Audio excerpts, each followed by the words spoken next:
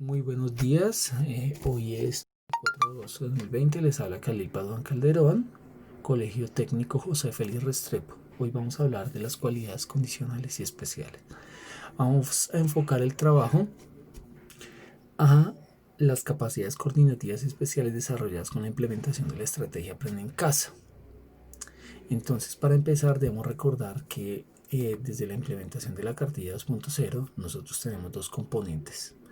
El primero, el componente condicional, componente 1, y el componente 2, el componente de los retos, el componente coordinativo. Primero debemos aclarar qué son las capacidades condicionales. Entonces, una capacidad condicional es todo aquello que está vinculado al mejoramiento del rendimiento físico y con el funcionamiento físico. Entonces podemos encontrar la fuerza, la resistencia, la flexibilidad y la velocidad. Todos ellos nos hablan acerca de la condición física, cómo está un sujeto para ejecutar una determinada actividad. Esto se puede dar tanto en el entrenamiento de los deportes, la práctica de los deportes y la vida cotidiana. Las capacidades condicionales es importante aclarar que tienen un determinante genético. Todos los sujetos nacen con unas potencialidades producto de su herencia y esas capacidades pueden ser mejoradas a través del entrenamiento. Pueden ser mejoradas dentro de un rango no superior al 20%, por ejemplo en el caso de la elasticidad o la amplitud articular. Es decir, que la herencia es muy importante en la forma como se desarrollan y se manifiestan las capacidades condicionales.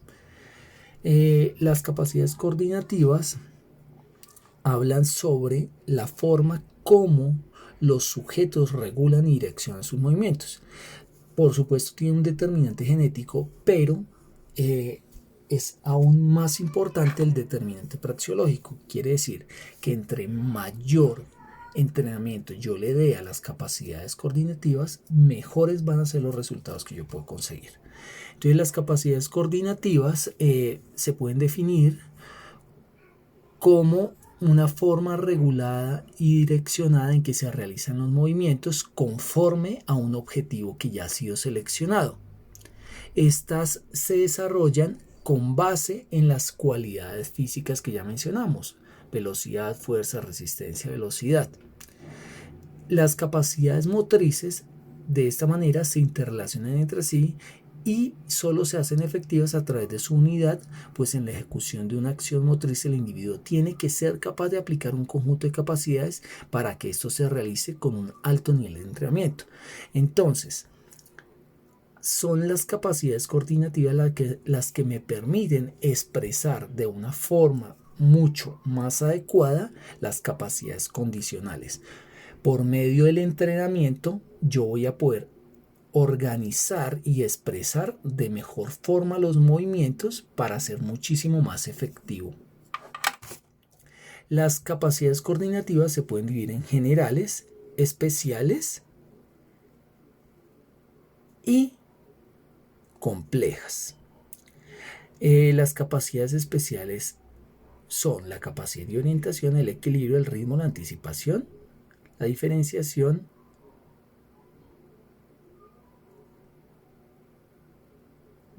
y las capacidades generales son la regulación del movimiento y la capacidad de adaptación y cambios motrices. Me hacen falta por acá las capacidades coordinativas complejas, la agilidad. Bueno, vamos a entrar a hablar un poco acerca de las capacidades coordinativas generales. Entonces, entre ellas está la regulación del movimiento y esta nos manifiesta cómo un sujeto comprende y aplica el movimiento, cómo comprende el uso que debe hacer de sus capacidades condicionales, cómo debe realizar los movimientos, sus velocidades, las amplitudes. Esta nos indica la forma intrínseca como los sujetos viven el movimiento, cómo a través de su propia regulación, de su propio autocontrol, puede hacerse más o menos eficiente el movimiento. La capacidad de adaptación y cambios motrices. Entonces, esta capacidad coordinativa nos ayuda a entender cómo el organismo es capaz de adaptarse ante las diferentes circunstancias que exigen los movimientos. Entonces, los sujetos deben determinar de su acervo motriz qué movimientos voy a usar para ser más o menos efectivo. También nos da la posibilidad de usar un movimiento y adaptarlo en otra situación. Por ejemplo, si estoy, no sé, enhebrando una aguja, cosiendo, perdón, ¿cómo yo puedo trasladar eso a ser muchísimo más efectiva la escritura? Otro ejemplo podría ser en el tenis, producto de la velocidad del mismo juego, cómo yo puedo adaptarme ante tal situación y responder de forma efectiva. Entonces esto nos va a arrojar a una idea que es el cambio motriz, cómo yo puedo anticipar, cómo puedo yo cambiar mi movimiento para poder conseguir de mejor manera los objetivos. La capacidad de orientación entonces está relacionada con la capacidad de mantener la atención y la orientación en una situación en la cual yo estoy inmerso y cómo puedo yo seguir esa situación, cambiar mi respuesta motora y tratar de conseguir los objetivos de mejor manera. Entonces, igual al ejemplo anterior, pues estoy en una situación, por ejemplo, con el tenis, veo que me lanzan una pelota, debo responder a esa necesidad, me la vuelven a enviar, debo cambiar mi dirección, pero todo el tiempo estoy orientado hacia el objetivo que es responder la pelota. Entonces, démonos cuenta que el tenis es un ejemplo claro. El equilibrio es la capacidad que posee el individuo para mantener el cuerpo en equilibrio en las diferentes posiciones que adopte o se deriven de los movimientos. Cualquier movimiento provoca el cambio del centro de gravedad del cuerpo. Aquí es muy importante tener en cuenta que el equilibrio está dividido en dos grandes grupos, el equilibrio dinámico y el equilibrio estático. Entonces, el equilibrio estático es la capacidad de mantener una posición durante un tiempo y el equilibrio dinámico es la capacidad de cambiar las posiciones del cuerpo sin perder el equilibrio, sin perder la capacidad de controlar el movimiento, como por ejemplo cuando yo estoy montando en bicicleta o cuando estoy haciendo tabla o cuando estoy corriendo, donde todo el tiempo las situaciones están cambiantes y yo tengo que de alguna manera ajustar mi plan motor, mi corporeidad, mi cuerpo a las acciones para no caer al suelo. El ritmo es la capacidad que tiene el organismo de alternar fluidamente las tensiones y distensión de los músculos por la capacidad de la conciencia. El hombre puede percibir de forma más o menos clara los ritmos de los movimientos que se deben realizar en la ejecución de un ejercicio y tiene la posibilidad de influir en ellos, de variarlos, diferenciarlos, acentuarlos y crear nuevos ritmos. Entonces, esta es la capacidad que tengo para, primero, verme estético en la realización de un movimiento, pero ser efectivo a través de la realización de algunos acentos o del control del tiempo. Entonces, por ejemplo, cuando yo estoy haciendo un drive en tenis o golpeando una pelota, yo tengo que primero revisar la dimensión espacial, revisar la velocidad con la cual viene el objeto, pero también debo crear un movimiento propio para responder ante la situación y hacer determinados acentos en el movimiento que me van a permitir golpear la pelota. Cuando yo estoy trotando y cambio, por ejemplo, a un trote mucho más fuerte o a correr, yo tengo que hacer determinados acentos, determinados ajustes corporales para poder llevar a cabo de forma más adecuada las fases de vuelo o de impulso y de esta manera conseguir mejores resultados. La anticipación se divide en anticipación ajena y se divide en anticipación propia. La anticipación propia es la capacidad que yo como individuo tengo para poder controlar o anticiparme a los movimientos o a las exigencias del entorno. Un ejemplo claro podría ser si alguien patea un balón, yo me puedo anticipar a quitarme para que el balón no me golpee, puedo anticiparme a bloquear con mi pie para que no golpeen el balón. Otro ejemplo podría ser en el voleibol, yo me muevo antes leyendo la jugada para poder hacer un bloqueo.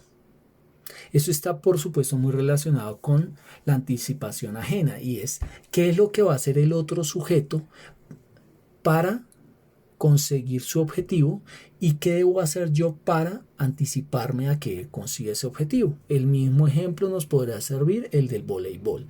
Si mi compañero del otro equipo va a hacer un remate, entonces ¿qué debo hacer yo para evitar que él no es que no remate, sino que no consiga el objetivo de hacerme la anotación? Entonces, la situación está dada sobre todo a que la otra parte no consigue el objetivo. ¿Qué es la diferenciación? Es la capacidad que tiene el hombre de analizar y diferenciar las características de cada movimiento. Cuando una persona observa y analiza un movimiento o ejercicio, percibe de forma general y aprecia sus características en cuanto a tiempo y el espacio. Las tensiones musculares que necesita dicho ejercicio para su ejecución en un conjunto, pero al pasar esta fase debe apreciar y diferenciar las partes y fases más importantes del mismo. Para desarrollar esta capacidad juega un papel muy importante la participación del individuo.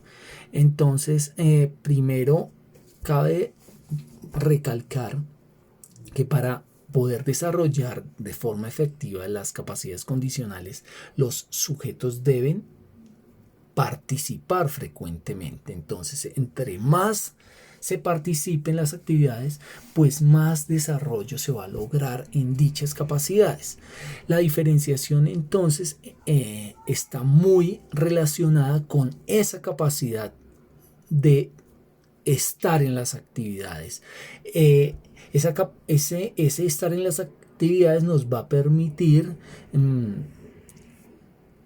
crear un gran acervo motor y usar diferentes tipos de movimientos conforme lo requiere la situación.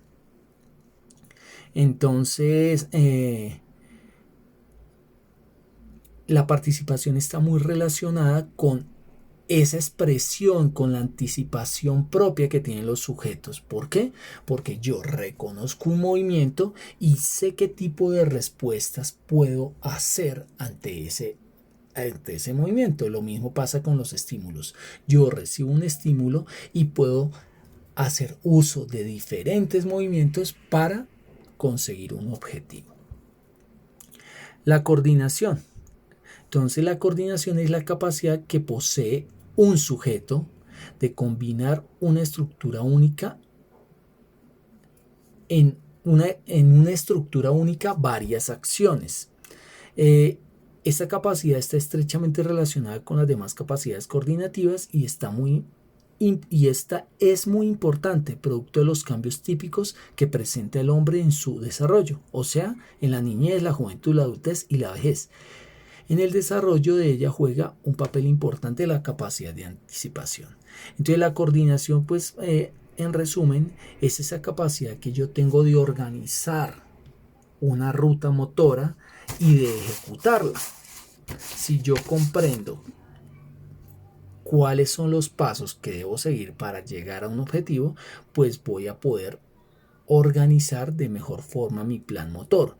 De ahí la importancia de la anticipación, que yo entienda qué debo hacer para lograr un objetivo.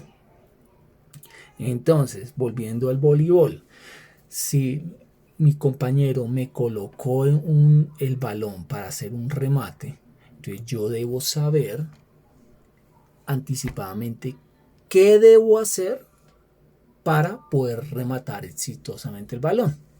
Cuáles son aquellas pautas del plan motor, qué ajustes debo hacer si el balón, por ejemplo, no llegó tan alto.